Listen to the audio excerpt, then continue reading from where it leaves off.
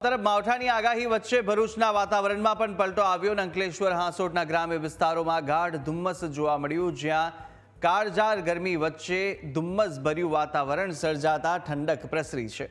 Visibility ઘટી અને વાહન ચાલકો મુશ્કેલીમાં મુકાયા। ધુમ્મસના કારણે ખેતીના પાકને નુકસાનની શક્યતાઓ સેવાઈ રહી છે।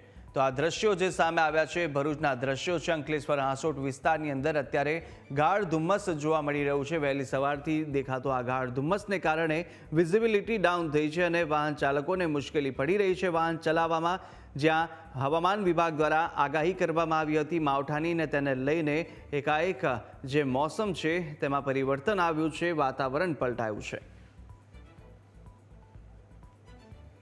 ભરૂચ જિલ્લામાં મોસમના બદલાયેલા મિજાજ જોવા મળી રહ્યા છે।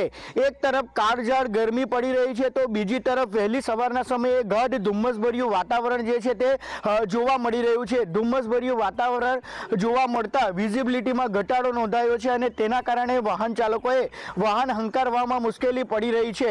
વાહન ચાલકોએ પોતાની હેડલાઇટ ચાલુ રાખી અને વાહન હંકારવાની ફરજ પડી રહી છે। હવામાન વિભાગ દ્વારા એક તરફ કમોસમી વરસાદની આગાહી કરવામાં આવી છે, તો બીજી તરફ ધુમ્મસભર્યું વાતાવરણ જોવા મળતા ખેડૂતો પણ ચિંતામાં મુકાયા છે। જંબુસર પંથકમાં 2 દિવસ પહેલા જે છે તે કમોસમી વરસાદ વરસ્યો હતો, ત્યારે હવે અંકલેશ્વર અને હાંસોટના ગ્રામ્ય વિસ્તારોમાં ધુમ્મસભર્યું વાતાવરણ જોવા મળી રહ્યું છે, જેના કારણે વાતાવરણની અસમાનતા પણ જોવા મળી રહી છે। જય વ્યાસ, ન્યૂઝ કેપિટલ, ભરૂચ।